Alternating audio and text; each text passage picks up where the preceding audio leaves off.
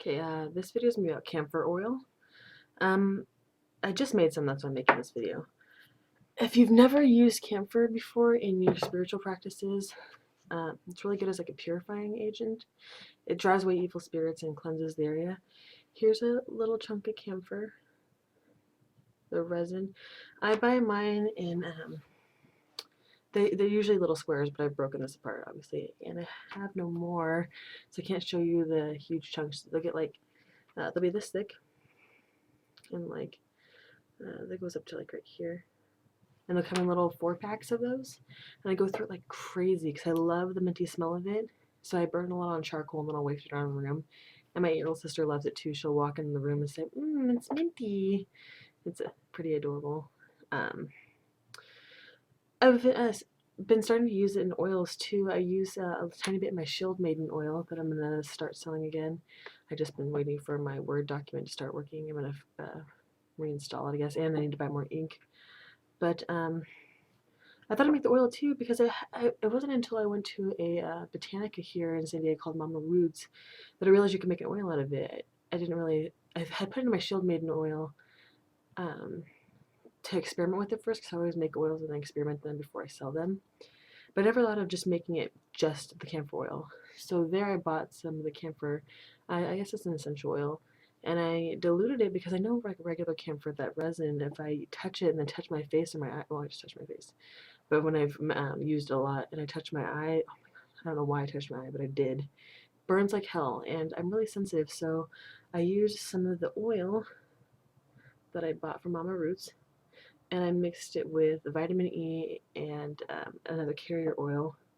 So, and then I also put little camphor chunks in, and I sell them in the screw top lids and the cork. I like cork better.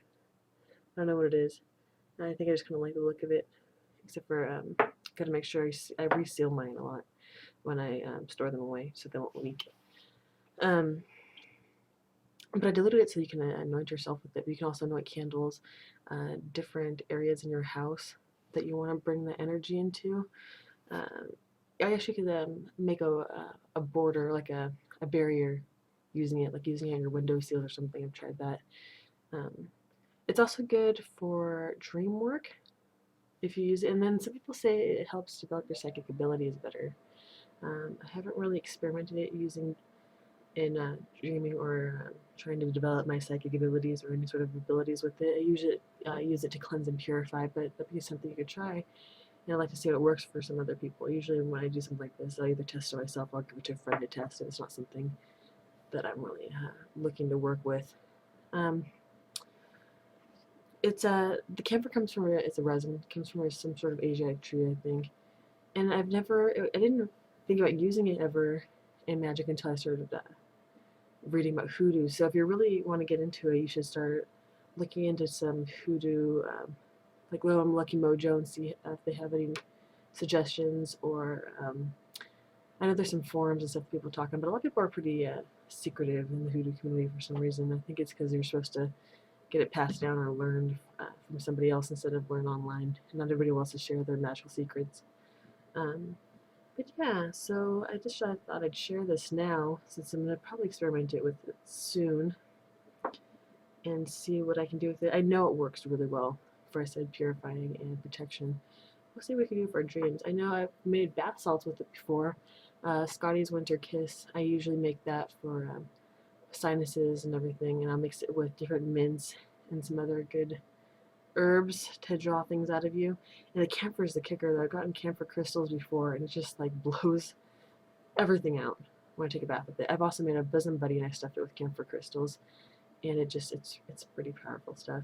Even used, I guess you could say that's medicinal in a way, but I would never take this stuff internally. I think it's harmful, but externally it should be okay, especially since I diluted it. I've never touched the essential oil by itself because I'm afraid that it's going to irritate my skin. But I've seen it in other things. Like I know people use the camphor oil in lip balms and other bath salts and bath products. So I'm pretty sure I'll be okay, but I never want to really take a chance with that, so I diluted it. So that should be on the site soon. And if you want to learn how to make it, I basically just told you how to put it together. I only added a tiny bit of camphor, and you can see it floats. kind of looks funky. It looks like there's ice in there. And then the camphor is pretty potent, so I think you could, if you reuse the or used all the oil, you could probably just add more carrier oil in there, and you'll still get a little bit of effect out of it. The camphor oil I put in there should give it more of a hint of, or more of a kick of a smell though too.